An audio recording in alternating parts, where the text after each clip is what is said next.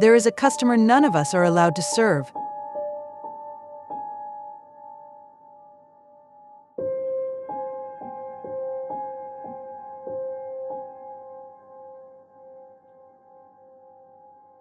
I work at the Lone Star Diner, off the road from Carson City to Reno.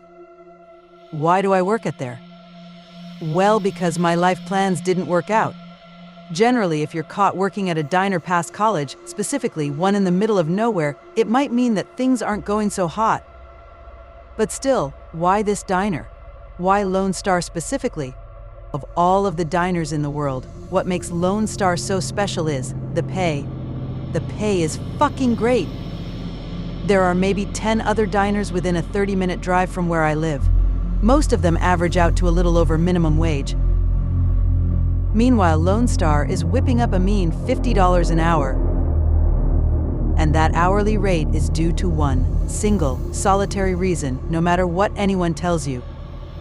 It's because of him. My first day on the job was fine, more or less. I'd worked customer service before, so I felt like I could run with the strange surprises that came unique to diners. I was able to adapt to the inconsistency of the rules pretty quickly. Unwritten rules, like some areas in the restaurant need to be spotless at all times, others, boss lady couldn't give less of a shit about. Serve customers quickly, but not too quickly, asshole. Customers here don't actually like it when you show up too fast. Give them some time to feel the floor under their boots, to miserably stare ahead and mourn what could have been. You know, diner stuff. They're here because they want to be alone. Of course, vaguely defined rules extended to the cooks as well. If you were somehow secretly celebrity chef Gordon Ramsay in the flesh, your mandate was to keep your damn prowess to yourself. Your job is to make the classics as decently as possible. Not bad, but not amazing. Just poor enough to be really good. That's what the customers are here for. As the weeks unfolded, I rose, or I suppose crouched to the occasion quite well. You want intentional, pinpoint precision mediocrity? You've come to the right person. Most of the patrons just wanted coffee and brunch, brought to them at medium speed, with a semi-predictable cadence of waiter or waitress check-ins afterwards. Done, done, and done. Not one for subtlety. One day I finally decided to ask my boss the question in the middle of a shift. I didn't want to ruin a good thing by doubting it, but fuck me if I wasn't a little curious. Not a full look at the gift horse's mouth, more of a skeptical side eye. Why $50 an hour? I asked. She didn't even look up from her task at the register, methodically counting out bills. Said it on your first day, you got to be good at following the rules. And when it's an important rule, you'd better be damn well perfect. High expectations here. I made a face. Right. High expectations. You think I'm joking? She asked. Why did I even speak up? I thought. I just think you're running a really cool operation here. Cooler than you might realize. It's still work, but the whole thing seems fair? I replied. She looked up from her duties and shot me a stern look. I don't run this ship, and following the rules here means that you take care of yourself, she said. I'm sorry? I asked. I am your employer, sure, and I'll pay you well to be here, sure, but you should be aware there is plenty more going on here than just you and this diner, she said. She glanced down at her watch, then sighed. I usually save this speech for the end of the month, but you already caught me halfway through it. So, if you don't think you have it in you to follow instructions clearly, without protest, and without asking too many questions, then you should leave. Quit, no harm, no foul. A week's worth of pay on the house, she said.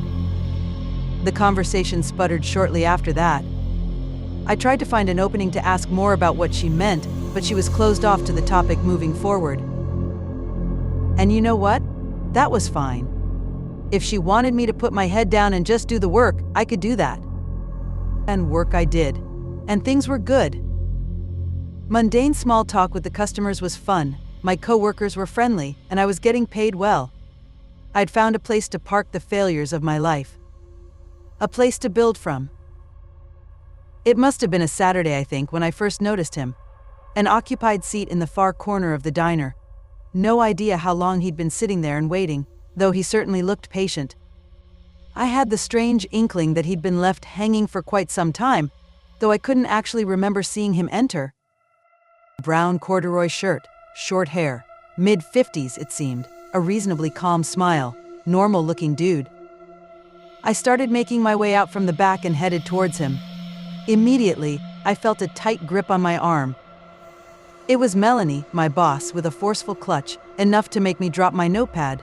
Her fingers tightened around my forearm, sharply pinching my skin. "Important rules," she said. "What?" I asked.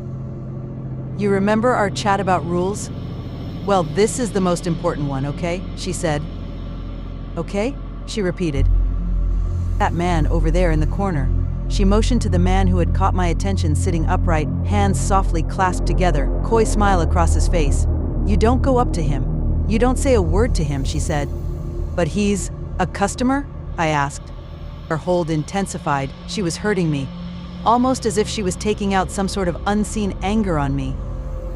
"I'd like to ask you right now to be smart enough to not ask questions and just follow instructions. You don't go to his table, you don't talk to him, you can look at him, you can shout across the room at him if you'd like, though I can't imagine why you'd ever need to do that. But you do not approach him and you do not take his order," she said firmly. "Or?" I asked. A sharp exhale through the nose, a shake of the head, and a glare from my manager. "It's different every time. But it ain't pretty," she said. I watched him from the short distance I'd been afforded. It was hard not to. She did too. Unlike the other customers here, I didn't get a sense that he was here to be alone, to reminisce, or to take part in the comfort ritual of a lackluster Eggs Benedict over rye. Instead, I had the sense that he was just curious. Mild-mannered, content, but curious. My shift ended not too long after, so I didn't actually get a chance to watch him leave. Regardless, the experience of seeing him and learning about the rule he was connected to left a bizarre, dampening feeling on my mood. I liked my job. I liked coming home and unwinding. I didn't mind being in the middle of nowhere. It felt nice to look up at the empty sky filled with stars, to see them shimmer and shine, and even occasionally shoot across. I made a wish that things in my life would stay simple. I started to get a sense of his cadence. He'd usually show up once a month. The rare times I got to see him, I'd try to squeak in the odd question to my boss. Questions like, who is he, where does he come from, and has anyone spoken with him? All mechanically met with, I don't know. I don't know, and if you're scared, you're welcome to quit. Then, as fate would have it, one day boss lady fell incredibly ill. My co-workers and I had to convince her to go home midway through her shift, her sickness falling uncomfortably within the usual 1 to 3 day window at the end of the month when our customer would typically appear. And of course, there he was, right after she went home. To my benefit, the other waiters and waitresses working the rounds were well aware of his presence and knew exactly what to do whenever he arrived. All of them knew to steer clear of him. Nevertheless, driven by a foundational curiosity that I just couldn't shake, I used this opportunity to go for it. I shouted a single thing across the floor, knowing Melanie wasn't there to chide me. "Hello, sir? What brings you here?" I asked him. He turned his head from his fixed position in his seat and put a hand to his ear. "Clever." I said, "What brings you here?" I called out again, a few notches louder this time, garnering some odd looks from our Thursday patrons. To my surprise, he spoke back. I'm not sure why I was expecting his voice to carry the tone of some twisted, demented demon. Maybe the fear Melanie had instilled in me? The man sounded exactly how he looked. "I'm sorry, dear," he said. "I'm afraid I'm not sure what you're saying. Can you come over here and ask me again?" "Nope, I was good. And I don't mean to be rude about the service," he continued, "but it feels as if no one has taken my order for quite some time now." I let the exchange end there, diverting my attention back to the other guests. As always, he'd eventually disappear without fanfare, without the clatter of the entrance bell or any sight or sound of his steps across the diner floor. It took me a while to understand where my brazenness to address this strange middle-aged man came from. In truth, I was just afraid. His presence and all of the questions tied to his being at our diner were disrupting this otherwise great arrangement that I felt I had. It seemed right, in the moment, to stand at the very edge of my bravery and say something to him.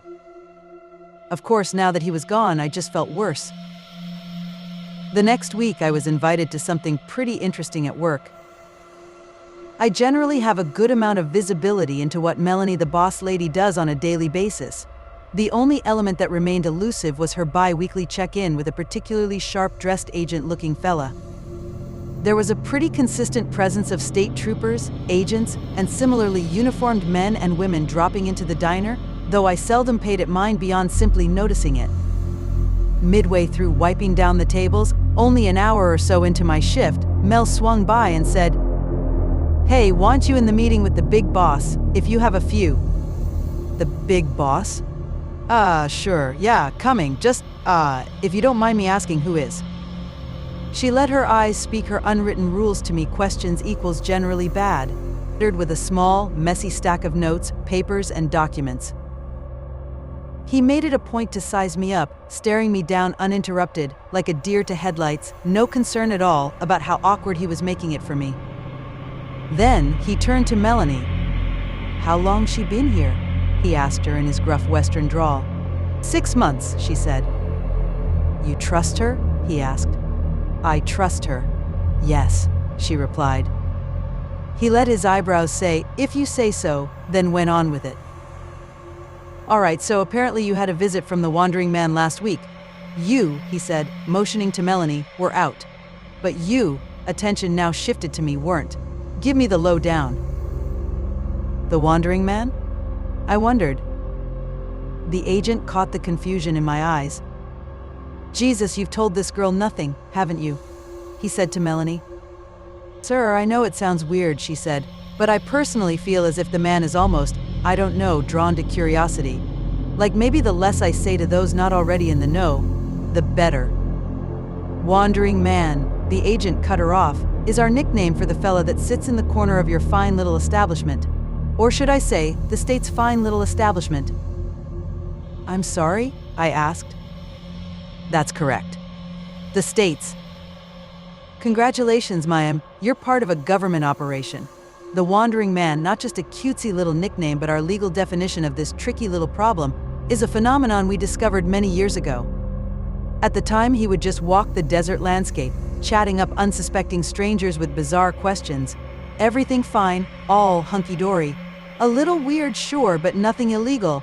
However, I asked. Sometimes, things would happen because of him. Bizarre things, grisly things. I could see Melanie groaning, concerned at the picture being painted. Would this pique my curiosity? "Have you guys, taken him in for?" I almost wanted to cut off my own stupid question, but he ran with it. "Nope, not because we don't want to, but rather because it might not be safe," he said. The cozy mental image I'd held of this diner was starting to fracture. "We have reason to believe that he's a visitor," he said. I didn't attend another debrief after that. Not because I was barred, mind you. Rather, I just didn't want to know anymore. My gut no longer held curiosity. There was just a low, aching dread there now. The agents and troopers spaced out and seated amongst the eatery were now just a glaring reminder of what my dingy diner job really was. The government cavalry would mostly show up around the end-of-month window the wandering man was set to arrive in. When he'd appear, they wouldn't do much more than examine him from their distant tables, subtly scribbling notes into notebooks. He'd always act the same. He would just sit there. He wouldn't give them, or us, the diner employees, much to go on. Speaking of employees, I remembered something Melanie told me after my first month of working here, that the worker turnover at this diner was incredibly high. Knowing at the time what everyone got paid, it made absolutely no sense to me. Now, 7 months into the gig, alongside a completely new set of cooks, waiters and waitresses from when I'd first started, I'd seen firsthand just how true her statement was. None of the leavers claimed as much, but I'm sure the underlying premise of who the diner was really for became subconsciously clear to them during their time here. And it probably didn't sit all too well with them. I stayed.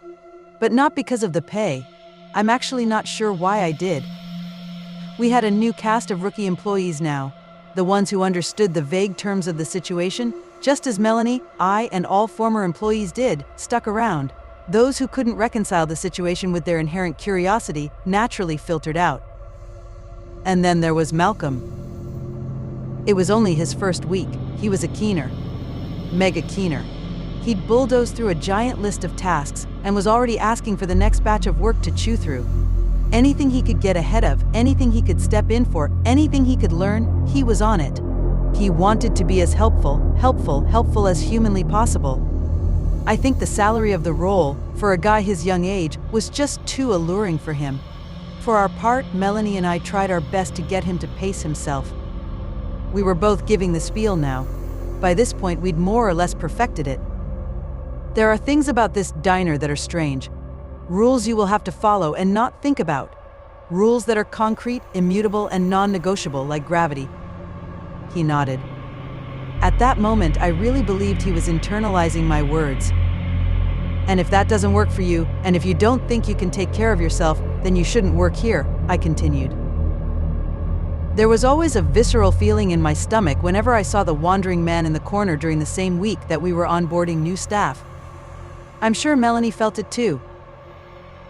On those days, Mel and I would both work the till, and if we saw anyone coming out from the back, we'd stop them. With a simple grab of the arm. Malcolm stepped out, and I did just that, a rough grasp of his forearm, just like Melanie had done to me when I'd first started. He recoiled in surprise. "Remember that little chat about rules we just had?" I said. He nodded meekly, as if he was already in trouble.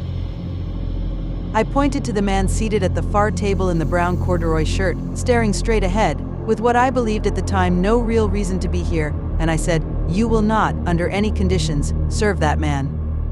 Don't go up to him, don't talk to him. Pretend he doesn't exist."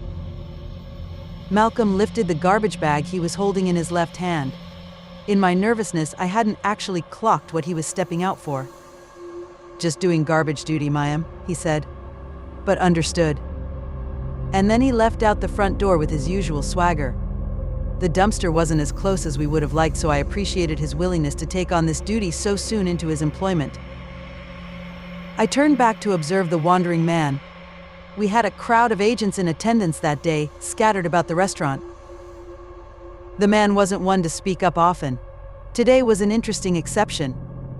"Officers," he said, "if you have any questions, feel free to join me at the table to ask them." The agents around the room reacted mainly with snickers. "Seriously, if you come sit with me, I'll be happy to spill it all." Truly. Even more laughs. But no one bit. And yet he continued, pointedly, "I know you're curious, I know you take notes, I know you talk about me, I know you built this establishment for me."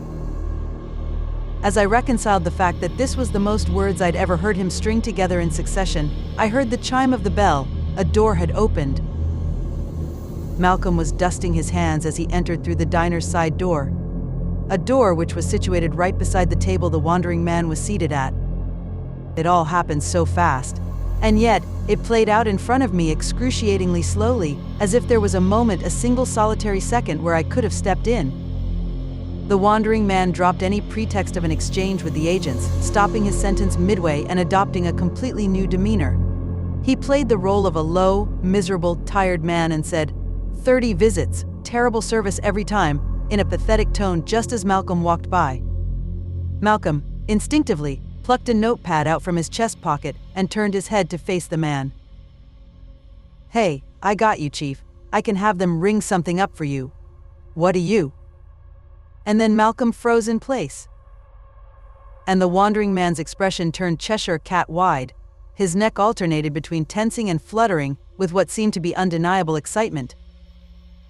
The man started getting up from the table and then, immediately, both of them were gone. Malcolm and the wanderer had vanished out of existence entirely.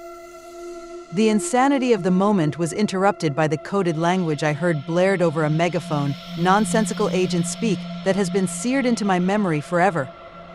Alert level black. Wandering target has compromised a civilian. I repeat, civilian has been compromised. And that was that. Melanie quit in the days after. She wasn't mad at me. She told me she always knew she'd leave after the 10th disappearance. Why that specific milestone was required, I have no clue. All I could do from that point was continue to work. On my commutes home or during lunch breaks, I would look up at the stars and put out the wish that Malcolm be brought back home, back from wherever he'd been taken. The debrief with the agents brought me no solace.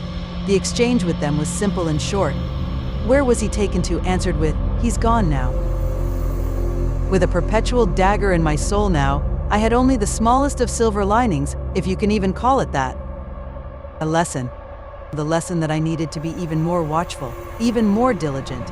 And on days when the wandering man was visiting the only server at the diner, no exceptions. I knew the agents weren't happy about that. None of them said it to me explicitly, but I could tell that they would learn something new about him every time he whisked someone away after a mistake was made. It was a weird Darwinian setup they had created. We were a zoo they could use to learn more about a specific animal, a specific entity, a specific visitor. No dice.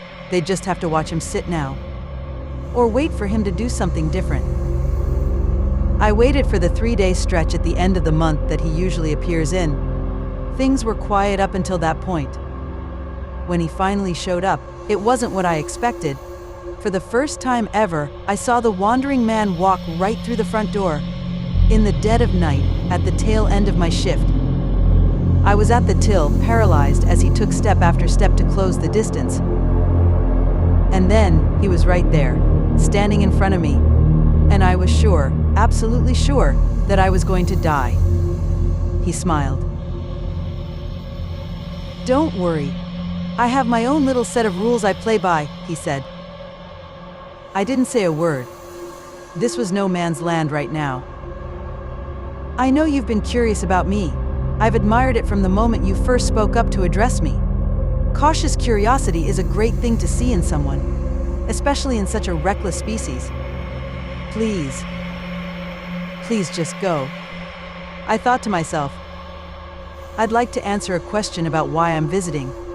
I'm sure you'd like to know why I'm here, right? He said. I'm not curious anymore. I swear I'm not, I thought. He laughed. The answer is really painfully simple.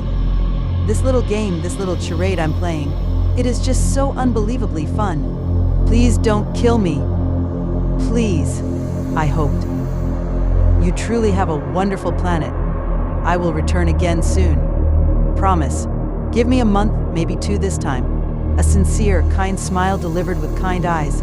I'll come back with a new game. And then he was gone. It took me a minute to realize that there was a cake box sitting on the counter beside me. Maybe it was there the whole time he was speaking to me. Maybe it materialized right after he left.